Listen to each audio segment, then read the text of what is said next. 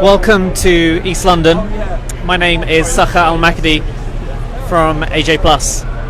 Yesterday, the UK voted in a historic referendum to leave the European Union and start a process called Brexit. We're here in Whitechapel in East London, a largely Bangladeshi mixed community, a heavily migrant-based community, where hundreds of people are marching today to support refugees and migrants' rights. The campaign to leave the European Union was heavily anti-immigrant. It was based on the idea that Britain's borders needed to be controlled better, that immigration needed to be controlled better, and so these people have gathered here in Whitechapel, marching from East London into the City of London, the heart of the financial district, to tell Britain, to tell London, to tell the world that refugees and migrants are welcome in this city.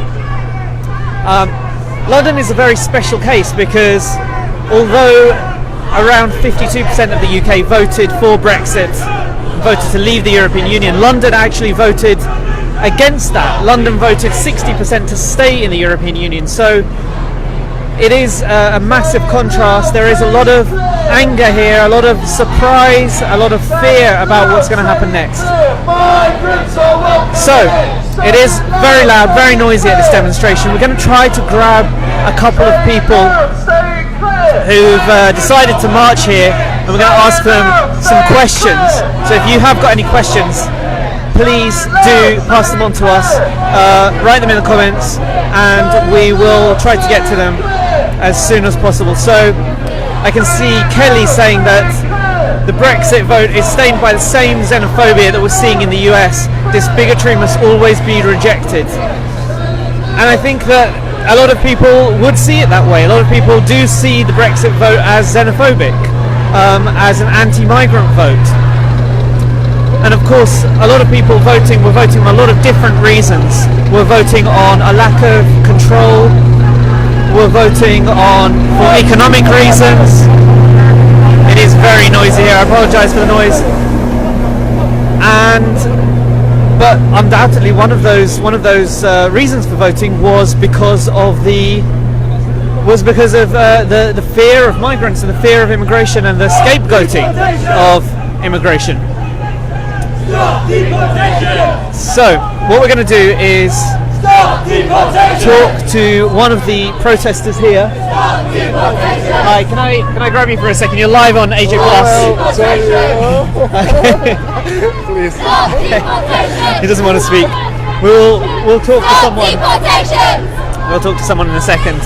Away from the heart of the protest. So a lot of people are saying, why do some of the protesters have balaclavas on?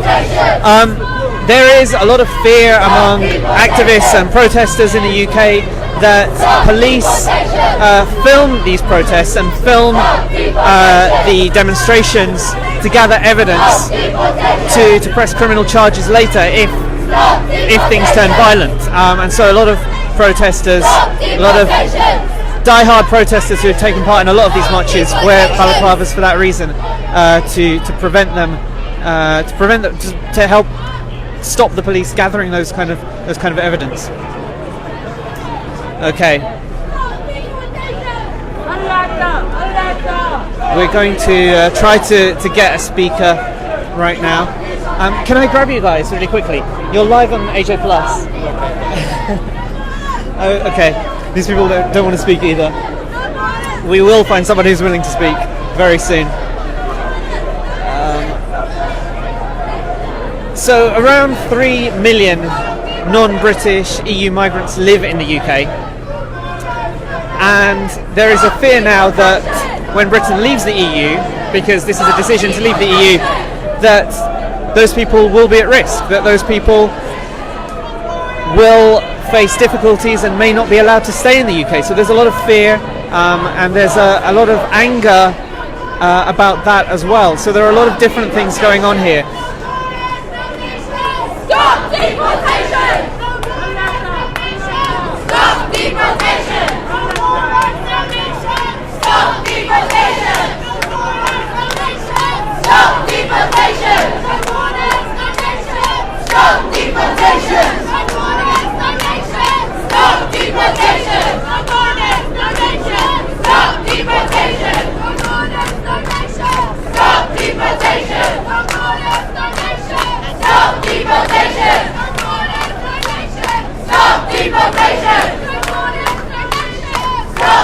deportation!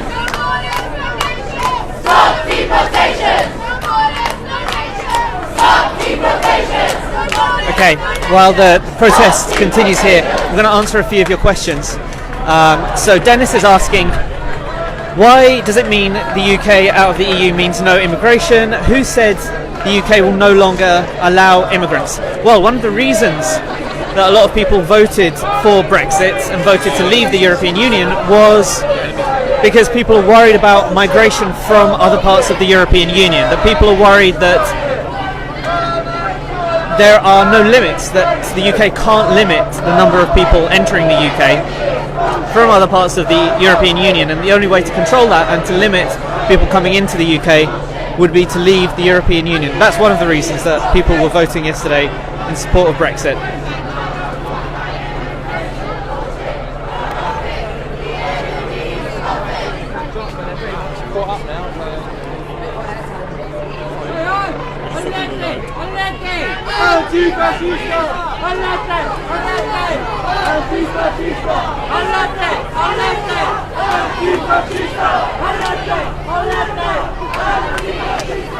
Another one of the protest marches that you can hear here is "No borders, no nations, stop deportations," and that's another aspect of the anger that's going on here. That this is a pro-refugee demonstration, and one of the reasons that people are protesting here, just to remind you, we're in East London, marching across East London after the Brexit vote with people who are angry that Britain has voted to leave the European Union, but also with people who are worried about the future of migrants and immigration in the UK. And one of those aspects is that people are worried that refugees and migrants are being deported too easily, that they are being scapegoated for Britain's economic problems, and that there are fast-track deportation methods to kick people out of the country who claim asylum. And sometimes those people are removed from the country, these people would believe, unfairly.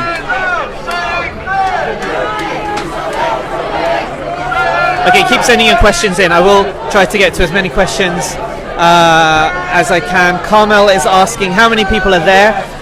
Well, there are hundreds that I can see right here, possibly stretching all the way back down this road. Possibly as many as 1,000 people marching across East London. They are marching from Whitechapel, a heavily Bangladeshi area, an area that has been heavily migrant and has been built by migrants over the course of the last half century, and before that even. It was a heavily Jewish area. It's always been a very mixed area, very symbolic of the multiculturalism of London. And we're marching with these people from East London, from Whitechapel, into the City of London, up to the Shard, the tallest building in the UK. Manuel is asking, do you think refugees create a serious economic burden on the UK? Well, I think that you have to look at the numbers, and the number of refugees who are resettled in the UK is tiny. It is the UN has said that Britain has to do more. The European Union has tried to get Britain to do more in terms of its burden of taking in refugees. A few hundred Syrian refugees have been let into the UK so far. David Cameron, the Prime Minister, who announced his resignation this morning, said that he would let in thousands more, but that is still yet to happen. So now the march that's going on, the demonstration chant that's going on right now is migrants in, Tories out. Of course, it was the Tories, the Conservative Party, that called this referendum and that pushed for the Brexit vote, even though David Cameron was campaigning to stay in the European Union. A lot of his party have been pushing for 20 years to get out of the European Union, and they're a large part of the reason why Britain has left the European Union, or has announced that it will leave the European Union.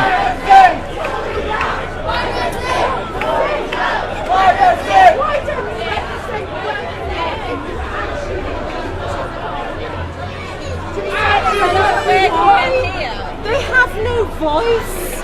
Who are you? A bunch of hipsters. We take They care have of our no own. voice. No voice. And they voted with their hearts. And they will pay the price if they have to. What do you mean, oh my God? What? Do you think this is clever? In our city, the world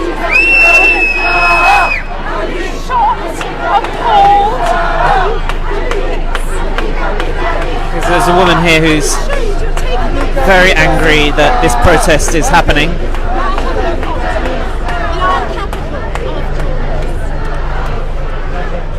We'll try to grab her and see what she says. They voted. They live it. Can I ask you really quickly? Why are you're live on AJ Plus? Why are you unhappy? I'm what? Live on AJ Plus on Okay. Facebook. Why are you unhappy that the protest is happening? What do you think? About I'm unhappy that this is going on my street in my capital after a democratic referendum. That's wrong. What are you doing? The working man spoke. There's not 17 million working class and privileged people in this country, and they had no voice. And this lot, or I don't know about this, but certainly they've been pushed to an untenable position, and the only voice they've got has been to put a bloody cross in a box. Live with it. They do every day. Depressed wages, doctors' queues, everything else, and a bit of sovereignty.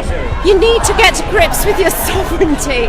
As I think a very simple woman of about 80 on Question Time said, which, it says it all. Sorry, I'm ashamed that this is going on. Thank you very much for your The time. world is looking at this and saying we can't live with a democratic vote. A man, with one cross vote, when most general elections depend on where you live. Do you think Britain will? Do you think Britain will live to regret this decision? Pardon? Do you think Britain will live to regret this? Never. No, absolutely not. This is one of the children I look after. I've got 4 grandchildren. No, and I've got no. This is giving a future. You must understand, we're all serfs now. We're all peasants now in Europe. It's just a great big takeover by global industries. Thank you very much for your time. Thank you.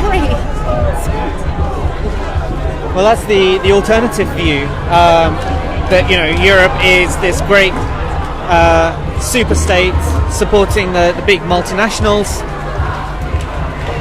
and of course, the last time that Britain had a referendum on EU membership was in the 1970s, and it was the left wing, it was the Labour Party, it was left-wing activists that were campaigning to leave the European Union, and it was the right wing, the Conservative Party, that took the UK into the European Union. So really things have changed so dramatically over the last 40 years that we've been a member of the EU. Caroline Jones is saying, don't worry, not all Brexiters are opposed to migrants. We're anti-corruption, anti-bankers and pro-peace. And I think that's something that a lot of people here, a lot of Londoners wouldn't understand, wouldn't accept. The country's really been divided. It's been split along political lines, right down the middle, with London, Scotland, Northern Ireland voting to remain in the European Union, and the rest of the UK voting against. So things are really divided. The country is completely polarised right now. Okay, just to give you a bit more background about what's going on, my name is Al-Makhadhi, I'm from AJ Plus, and we are live at a an anti-Brexit, pro-migrant, pro-refugee, pro-immigrant demonstration that is crossing London 24 hours after the historic vote to leave the European Union. The result was announced in the early hours of this morning, really shocking people, because it was assumed that the Remain campaign would just about win.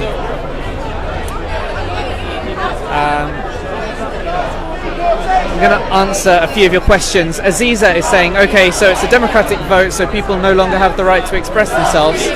Talking about the woman we just spoke to. Well, no, I think there is a feeling that a lot of people are angry that the country's been split down the middle. So I'm going to talk to a couple of people who are here at the protest. Hello, you're live on AJ Plus. If you could just tell us what your names are. I'm Arjun. Hi, Arjun. I'm Fraser. Hi, Fraser and Arjun. Tell me why you're here at this demonstration. We're here to defend migrants who are under attack. We had a result that has resulted in a poisonous atmosphere in society, but this is something that's been the making of the entire referendum from both sides. This wasn't our referendum. Nothing good was ever going to come out of it. The overwhelming feeling that many people have, rightfully, is hopelessness and powerlessness, and this is us taking it back and reversing that. What do you think that this protest can do? What do you think it can change? Is it going to change anything? Individually, no.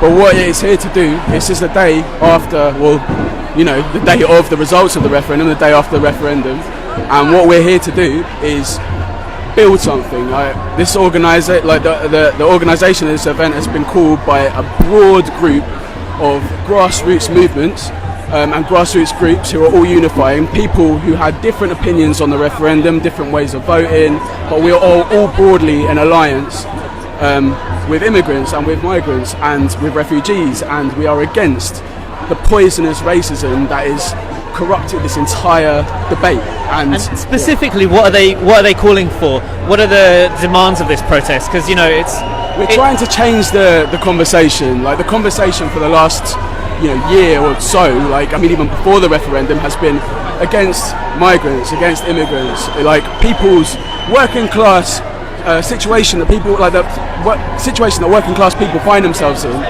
Are the effects of austerity, the effects of harsh cuts onto our services, the effects of what's happening on the NHS and stuff. All of our media and our government and even opposition are fighting that, are polluting that argument with anti-immigrant rhetoric. They're blaming the migrants rather than the bosses. It's not the boss's fault for paying a EU migrant a lower wage. It's the migrant's fault for taking a lower wage, and that's a wrong fucking conclusion to make. Do you think that this is that this result was an anti-establishment British establishment, and that this wasn't the result that they expected? Fraser's gone. She didn't really want to talk. I think part of that's true. I think what from the left you mean? So what, people didn't want to leave? Yeah, do you think that a lot of people on the left voted? It was. We kept hearing that Jeremy Corbyn was maybe not as active and pro-Remain as he could have been, and that a lot of people on the left didn't vote in large numbers to remain in the EU. I don't think it was a thing of being Remain or leave. I think of not being strong on a Remain vote. I think it was the arguments that he brought forward. His party, even his shadow cabinet, capitulated to the anti-immigrant rhetoric. They saw the direction that the argument was going, and then. Jeremy Corbyn didn't really, to be honest, to his credit, but even John McDonnell, his shadow chancellor, said we have to make, limit, freedom of movement and things like that. People brought this shit about, and we're here on a No Borders platform, and we're here to defend all immigrants and all migrants and all refugees. It's not about whether you voted Remain or Leave. I abstained in the vote. I didn't vote Remain. I didn't vote Leave. Why didn't you vote? I just spoiled my ballot. I didn't, but I did that because I reject this whole referendum. I disagree profoundly with the EU for reasons of the devastation it's caused across Europe, across Southern Europe in particular. In enabling and legitimising of far-right movements to break out across Europe. You look at France. You look at Greece, you look at what's happening here, that is partly the result and the blame of the EU. And my family are non-EU migrants, I know what the EU does to non-EU migrants, and most of your viewers at home probably know that as well. Thank you so much, Arjun. Good to speak to you. Fraser, can I speak to you really quickly? I'm going to say very similarly to Arjun, I think. You can say exactly the same if you want. What did you vote yesterday? I did vote, and I actually did vote to Remain, and it was a last-minute decision. I have to say, I felt really resentful being put in the position actually of the referendum in the first place, because I didn't feel, I mean, the referendum was called to placate certain members of the Tory party and UKIP. It wasn't a popular call to have a referendum over the question of EU membership. And so I felt quite conflicted, as I think Arjun's described, because I felt that the EU as an institution is imposing austerity across the European member countries. It allows thousands of non-EU migrants to drown in the Mediterranean, and I felt really resentful to have to kind of give support to that institution. But on the other hand, I felt I predicted what would feel this morning when you woke up and there was a majority of the country had said, I mean, the whole referendum was argued around migration, and I think for a lot of people, that 52%, just less than 52% of people don't want migrants. And although it isn't as clear as that, and it wasn't a vote solely on migration, actually a lot of people had different reasons to reject the EU, that just generally disenfranchised people with establishment.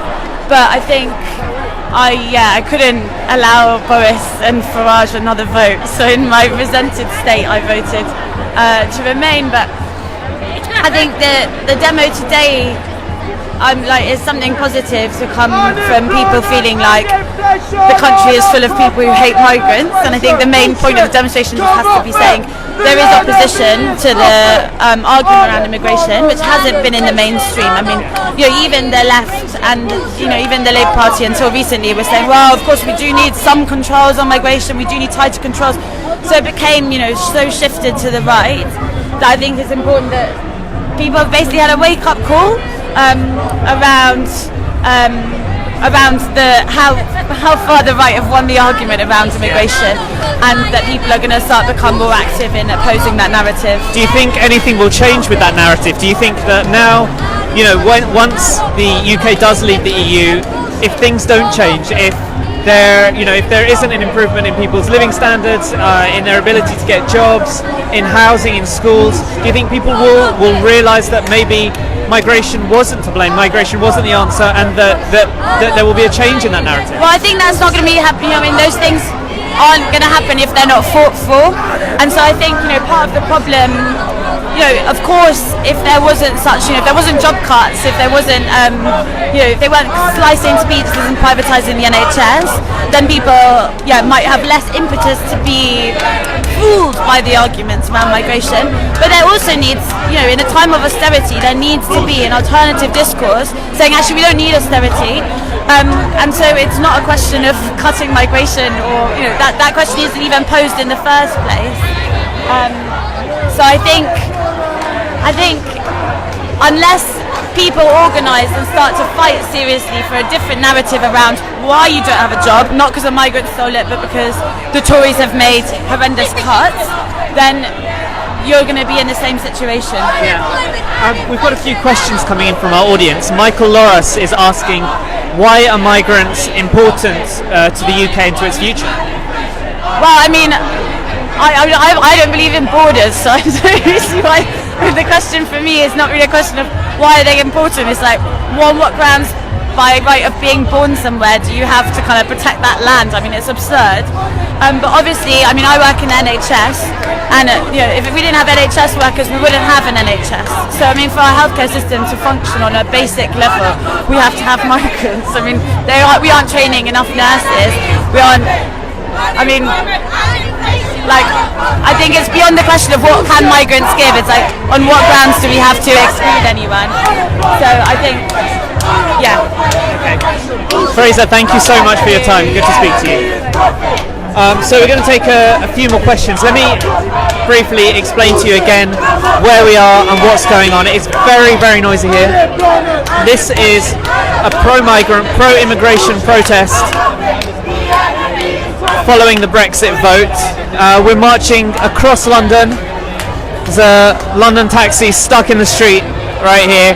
Traffic has been stopped across a huge swathe of London as probably thousands of people march across London from East London, from Whitechapel, a heavily Bangladeshi area, across into the City of London, which is where we're approaching right now, to show their support for migration, for immigrants, because really this EU referendum campaign has been so heavily focused on immigration, the idea of controlling borders, re-controlling borders, being able to impose limits on the number of immigrants coming in and choosing who can come in, imposing quality controls, if you like, a kind of point system to stop people freely entering the UK. Because at the moment, as a member of the European Union, anyone from other parts of the European Union has the right to work and live in the UK without applying for any kind of immigration system. So, let's take a few of your questions here. If you've got any questions, if you've got anything you want to ask about the protest, about the EU vote that took place yesterday, feel free to send those in. We have Christina saying, migration is important because as Europe and the UK has a wide and ageing generation and a small young generation to support the system. So we'll show you a few more scenes from this demonstration here in East London.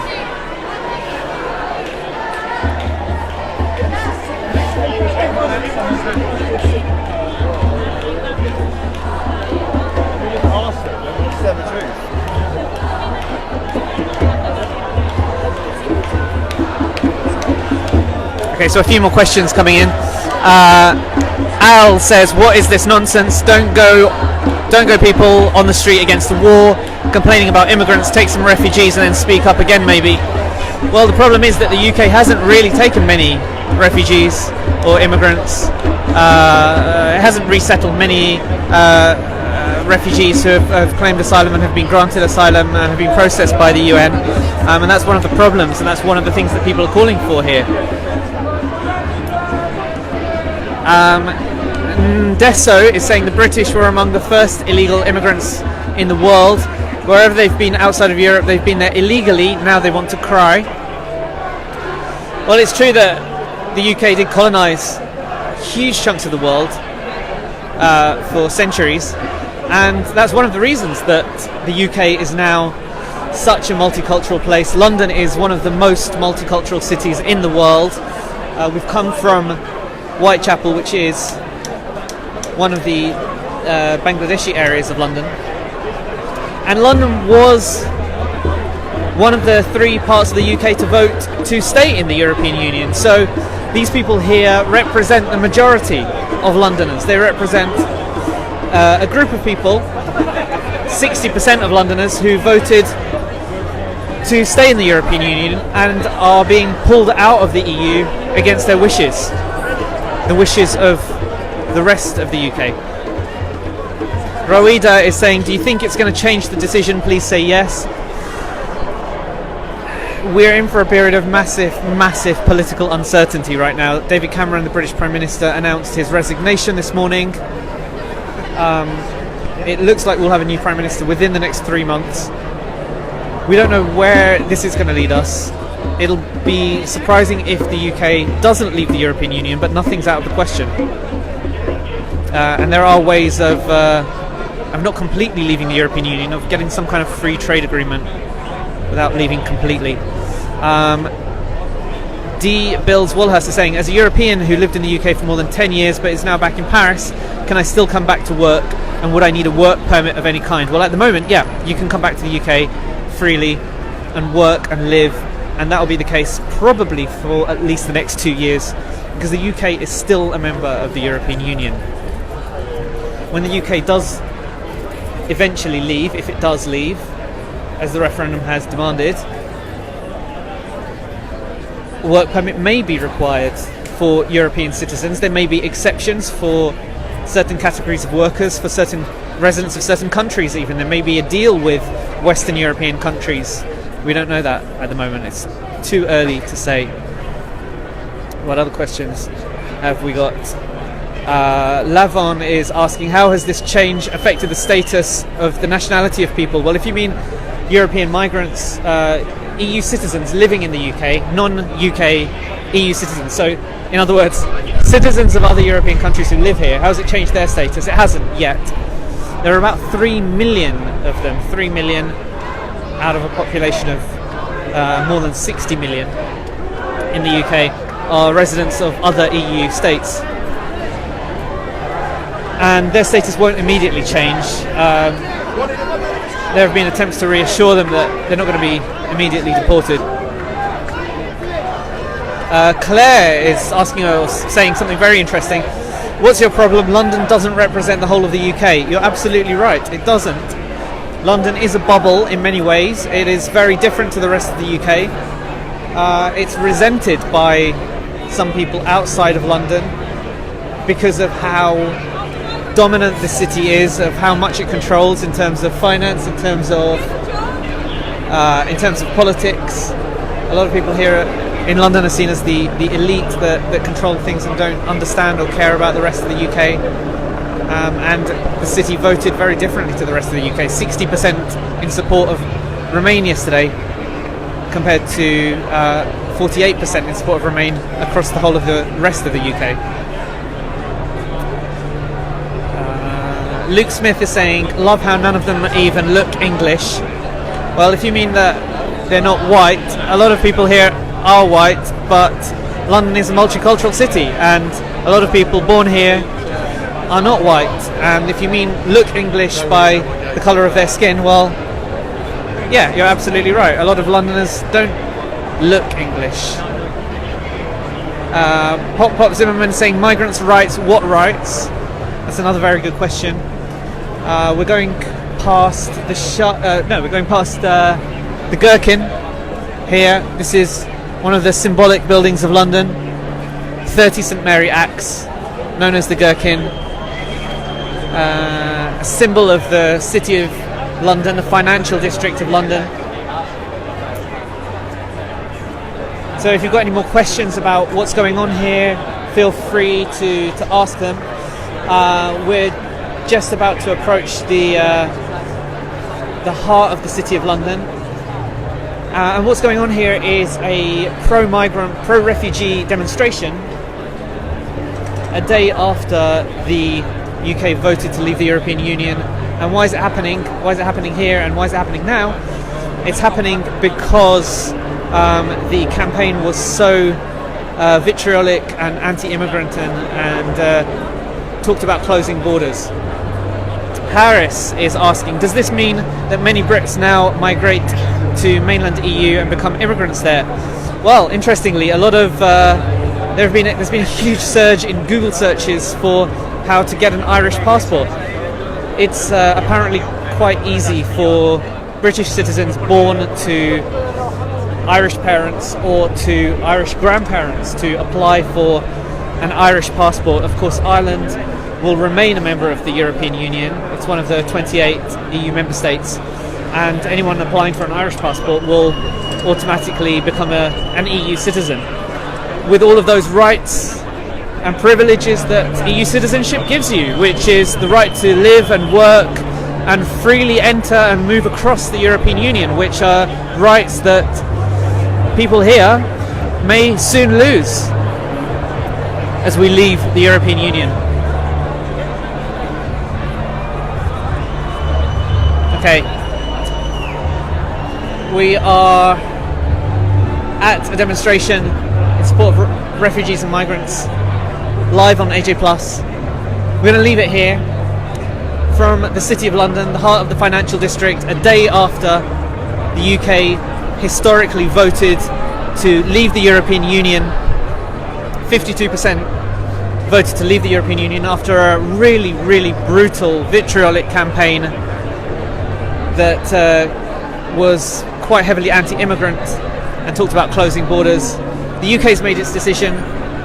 London voted the other way, voted to stay in the European Union, and these people are protesting in support of migrants and refugees and against that referendum decision. I'm Al-Makhadhi, live in London on Facebook for AJ+. Thank you.